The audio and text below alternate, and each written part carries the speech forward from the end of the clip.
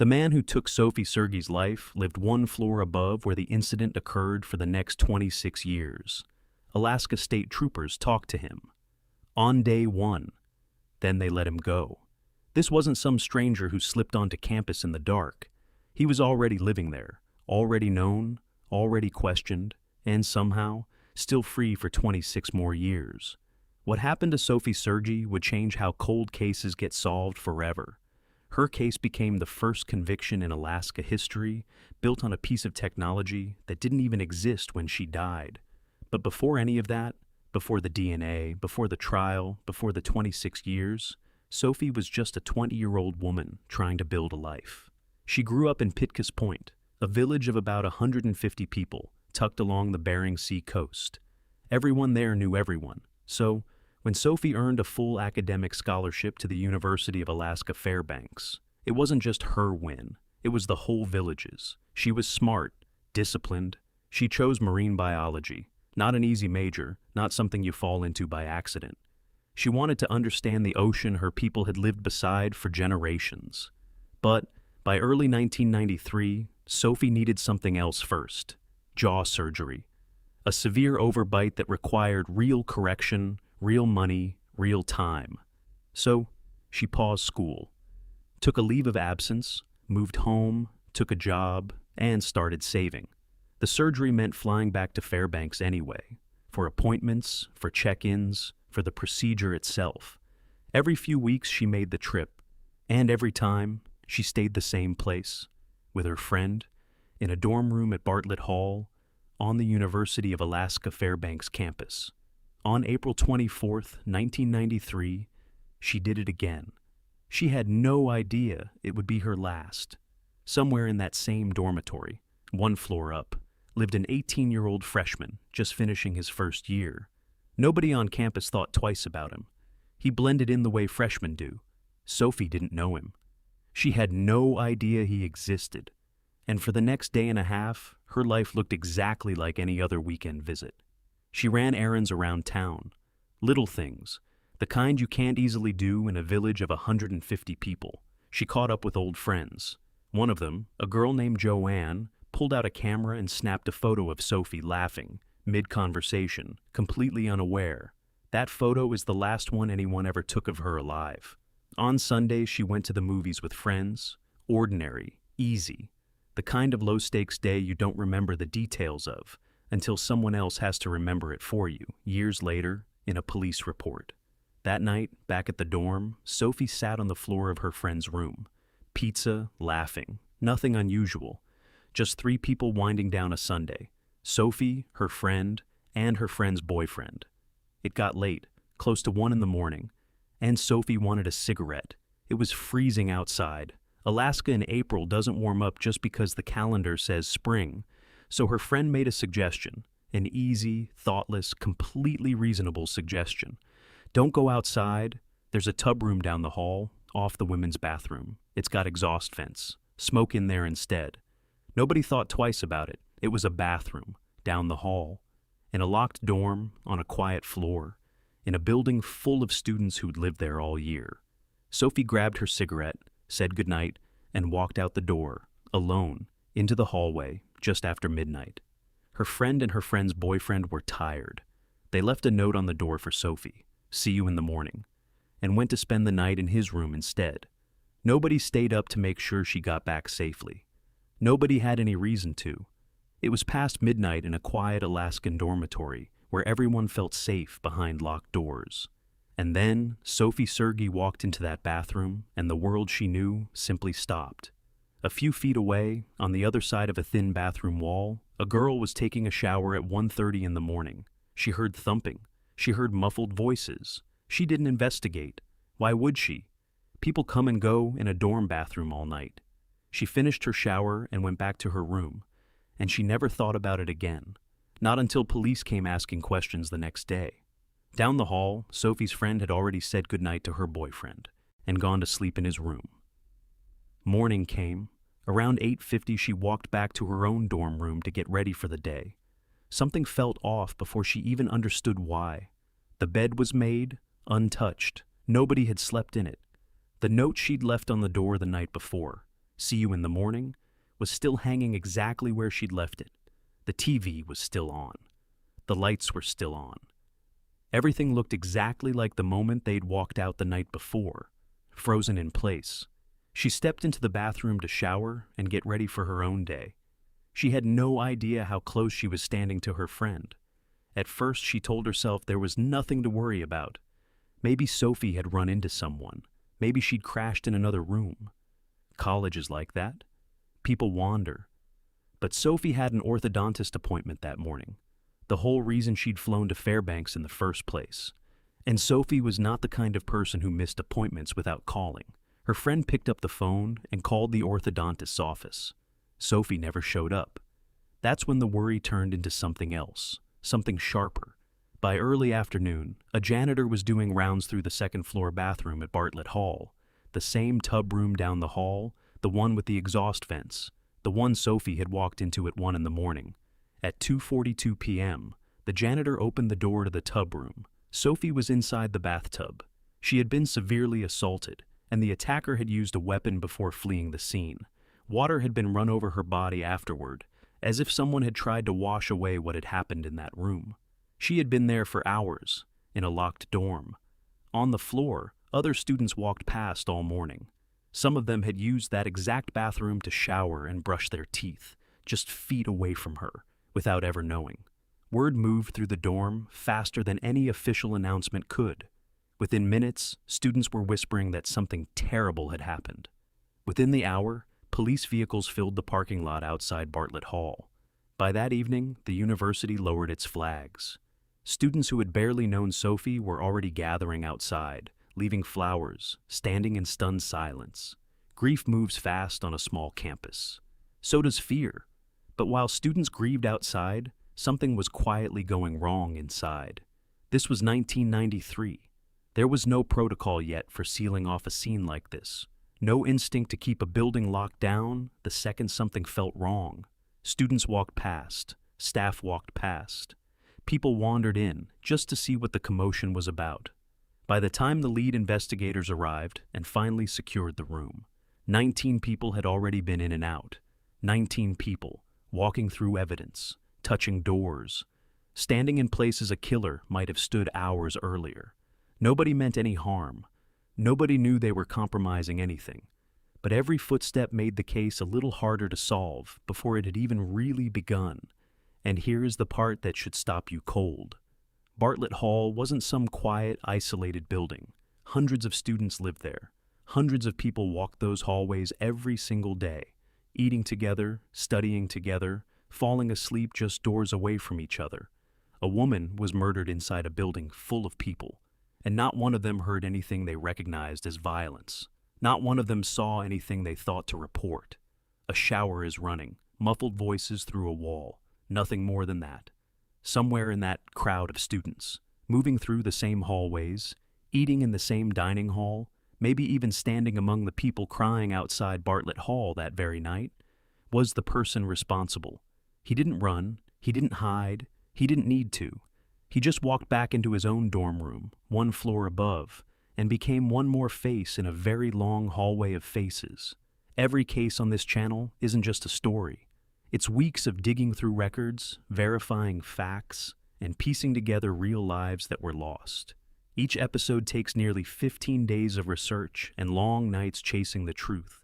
We do this because these stories matter, and someone out there still deserves to be remembered. If you want us to keep uncovering the truth behind these mysteries, please take a second to like, subscribe, and tell us in the comments which part of today's case hit you the hardest. Your support keeps us going. And if you want to watch more solved cold cases, the links are waiting for you in the description below. Now, let's get back to the case. Investigators had a theory, and it was terrifying. The lead trooper on the case, Jim McCann, told reporters something that stuck with everyone who heard it. Whoever did this is very, very angry at women. Not a robbery gone wrong, not a random act, something personal, something that felt planned, even if it didn't look planned. McCann believed the killer was a student, someone who knew the building, knew the routines, knew exactly how to blend in and disappear. He believed the killer had likely already left Fairbanks, folded back into ordinary life somewhere else in the country.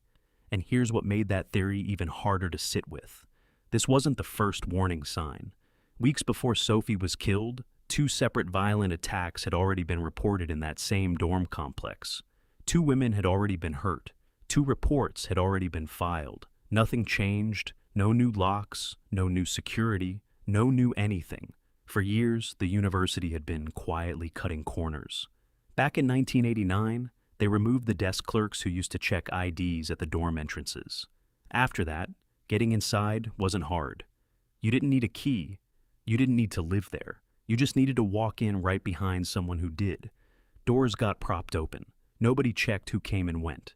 By 1993, the building where hundreds of students slept every night had almost no real barrier between them and a stranger. Sophie's mother, Elena, learned all of this after her daughter was already gone. In 1994, she sued the University of Alaska. $4 million. Not because she wanted money, because she wanted answers, and the university had stopped giving them. This wasn't a woman chasing a payday. This was a mother who had run out of other options. Phone calls that went unanswered, updates that never came, a police department that kept saying, "We're still working on it," without ever explaining what that meant. The lawsuit was the only lever left to pull, and it worked in a strange, painful way. It forced information out into the open, details the state hadn't wanted to release yet, while the investigation was still active. Elena got closer to the truth about how her daughter died. But she may have also handed the killer information about exactly what the police did and didn't know. She had no good choice. Silence wasn't protecting Sophie, so she chose to fight, even if it came with a cost. Meanwhile, the scientific world was moving. In 2000, 7 years after the murder, investigators finally had the tools to test the DNA collected from the crime scene. They ran it against a brand new national database, built specifically to catch offenders like this one. For a moment, it must have felt like the end was finally close. No match. Whoever did this had never been arrested for anything else. Not once. Nothing in that DNA connected to a single name anywhere in the country. The one tool built to solve exactly this kind of case had just failed. Years kept passing. Investigators changed. Leads dried up completely. But Sophie's file didn't disappear, not officially. It sat inside Alaska's cold case unit, a small team built specifically to keep working impossible cases like hers, long after everyone else had moved on. That unit was the last real chance this case had left.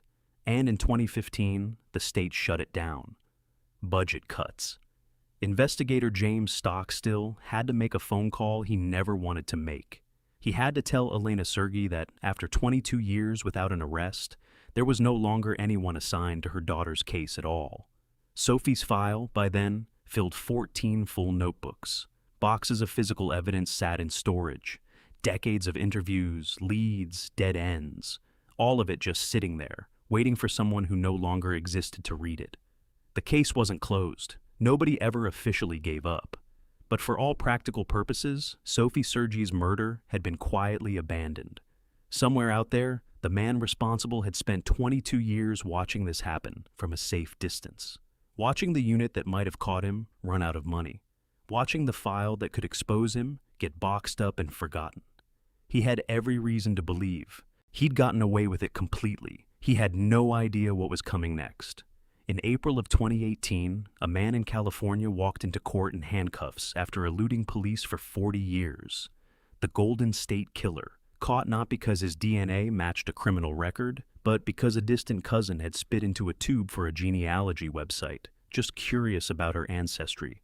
That case landed on the desk of an Alaska investigator who had just been rehired to work cold cases again.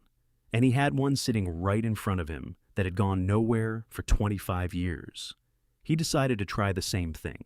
Sophie's DNA sample, the one that failed to match anyone in the criminal database back in 2000, got sent to a lab called Parabon Nanolabs. Not to search criminal records this time, to search family trees. Ordinary people upload their DNA to these genealogy sites every day. They want to know where their ancestors came from. They want to find long-lost relatives. They have no idea their DNA could ever be used for anything else. Somewhere out there, One of those ordinary people was about to hand investigators the answer they'd been chasing for a quarter century. The lab found a partial match. 23% shared DNA with a woman in the database. Not the killer, a relative, someone who had simply wanted to research her own family history. That 23% became a thread, and investigators started pulling it. They built out her family tree, branch by branch. Marriages, children, grandchildren. Slow, careful, patient work. The kind that takes months, not days. Every new name had to be checked. Every dead end had to be ruled out before they could move forward. By December 18, 2018, the thread led to one name, Stephen Downs. 18 years old in 1993, a freshman at the University of Alaska Fairbanks, living in Bartlett Hall, one floor above where Sophie's body was found. Here's the part that should stop you in your tracks. Stephen Downs wasn't a stranger to this case. He wasn't some new name investigators had never heard before. He'd been interviewed back in 1993, in the first days after the murder, while police were still questioning everyone in that dorm. And back then, he'd been cleared. Cleared meant this. He told police he'd spent the night with his girlfriend. Nobody could disprove it. There was no DNA technology sharp enough yet to test it against anything. The department was overwhelmed, understaffed, and drowning in leads that went nowhere. An alibi and a denial were often enough to move on to the next name on the list. So they moved on. And Stephen Downs walked out of that interview room and back into his ordinary life. But there was something else in the old files, something nobody had ever followed up on. Years earlier, Downs' own former roommate, his roommate from that exact dorm room, in that exact building, back in 1993, had told investigators something about him. Something specific. Something that, if anyone had connected it at the time, might have changed the entire direction of this case decades sooner. Nobody had connected it, not then. Now, with a name and a DNA lead pointing straight at Downs, that old buried statement suddenly mattered again. Investigators finally had what they'd wanted for 25 years. A name, a face, a man living a quiet, unremarkable life, 4,000 miles away from Fairbanks. But knowing who did it and proving it in a court of law are two very different things. Stephen Downs had no criminal record, not one arrest, anywhere, in 25 years. His DNA had never been entered into any criminal database, which is exactly why the case sat cold for so long in the first place. They had a genealogy match built from his aunt's curiosity, not his own DNA. That's not evidence a courtroom can convict on, not by itself. They needed his DNA directly, confirmed, undeniable. And Stephen Downs had absolutely no reason in the world to give it to them. For weeks, a team of investigators sat outside a house in Auburn, Maine, waiting for a man to throw away his trash. That's all they needed. A coffee cup, a cigarette butt, anything Stephen Downs touched and discarded in public, where police don't need a warrant to collect it. They watched him leave for errands. They watched him come home. They waited for one careless moment. It never came. Downs didn't litter, didn't leave cups behind, didn't give them a single scrap of anything they could test. Weeks of surveillance and the most direct path to his DNA had produced nothing at all, so investigators changed their approach. On February 13th, 2019, they knocked on his door and asked him to talk. He said yes. Sit across from a man for the first time in 26 years, and you learn things an old file can't tell you. Downs was calm, soft-spoken. He didn't get defensive. He didn't ask for a lawyer. He told detectives he remembered the case. "I remember the pictures," he said. "It's terrible. Poor girl. Poor girl." Like she was a stranger to him. Like this was the first time he'd thought about her in years. Then he offered them a theory of his own. He suggested it might have been soldiers, men from Fort Wainwright, the military base nearby, who used to hang around the dorm back then. It was the exact same theory he'd given police in 1993, word for word almost. A story he'd apparently kept ready, ironed and folded, for 26 years, just in case anyone ever asked him about that night again. But this time, detectives weren't leaving with just a conversation. The next day, February 14th, they came back with a search warrant. They swabbed the inside of his cheek. Standard procedure, 30 seconds, and it was done. Then came the wait. 24 hours. That's how long it took the lab to compare his DNA against the sample collected from Sophie's body in 1993. 24 hours between a swab in a main living room and an answer that had taken investigators 26 years to reach. It matched. On February 15, 2019, Stephen Downs was arrested in a business parking lot in Auburn, Maine. He didn't run, he didn't resist. He was calm, almost quiet about it. The same way he'd been calm in that interview room the day before. 4,000 miles from a bathtub in Bartlett Hall, the man responsible was finally in handcuffs. By then, Downs had built an entire life most people would call ordinary. He'd become a licensed nurse. He owned a home in Auburn. He'd lived there for years, working, paying bills, existing quietly in a small Maine community that had no idea what his name was connected to. But look closer at that ordinary life, and something else surfaces. In 2016, 3 years before his arrest, Downs had been fired from a nursing job. Co-workers had complained. They said his behavior made them uncomfortable. Nothing criminal, nothing triggered an investigation at the time. Just a pattern. Nobody had connected to anything until now. When investigators laid the DNA results out in front of him, Downs' story didn't change. There has to be a mistake, he said. Not an admission, not a breakdown. Just quiet, steady denial. The same tone he'd used to talk about soldiers from Fort Wainwright. The same tone he'd used to call Sophie poor girl, like a headline he'd read once, a long time ago. 26 years of silence had made him very good at staying calm. The DNA said one thing. Stephen Downs, sitting across the table, said another. Now it would be up to a courtroom to decide which one the world would believe. Stephen Downs' trial almost never happened at all. Twice it got delayed. Not because of legal arguments, because of a global pandemic that shut down courtrooms across the country. 3 full years passed between his arrest and the moment a jury finally heard the case against him. When it finally started, in January of 2022, it barely looked like a normal trial. Jurors sat behind masks. Some witnesses didn't even appear in person. They testified from a screen, their faces beamed into a Fairbanks courtroom from thousands of miles away. 26 years of waiting, and justice still had to fight its way through one more delay. But once it started, one witness mattered more than almost anyone else. Nicholas Dazer, Stephen Downs' old roommate. His best friend back in 1993, in that same dorm, on that same floor. So close that years later, Downs stood up as a groomsman at Dazer's wedding. Now, Dazer sat on the witness stand, under oath, forced to answer questions about the man who once trusted him enough to ask him to stand beside him on his wedding day. Prosecutors asked him about the weapons. Dazer confirmed it. Back in 1993, in their shared dorm room, Downs kept a .22 caliber revolver and a second gun, a Derringer. The exact caliber. Used to kill Sophie Sergi, his own best friend decades later, confirming under oath what should have connected everything so much sooner. The prosecution built its closing argument around one brutal truth. This wasn't a fight. This wasn't self-defense. This was a woman Downs outweighed, outmatched, and overpowered in every single way. Someone he had never even met. Killed for no reason anyone could ever explain. The jury deliberated for days. Then they came back with a verdict. Guilty. First-degree murder and related felony charges. 29 years after Sophie Sergi died in that bathtub, 12 people in a Fairbanks courtroom finally said out loud what everyone had waited 3 decades to hear. At sentencing, Downs said almost nothing. His attorney asked the judge for mercy, pointing to his health, arguing that any sentence longer than 20 years would amount to a life sentence anyway. The judge wasn't moved. He looked at the courtroom and said something that would follow this case forever.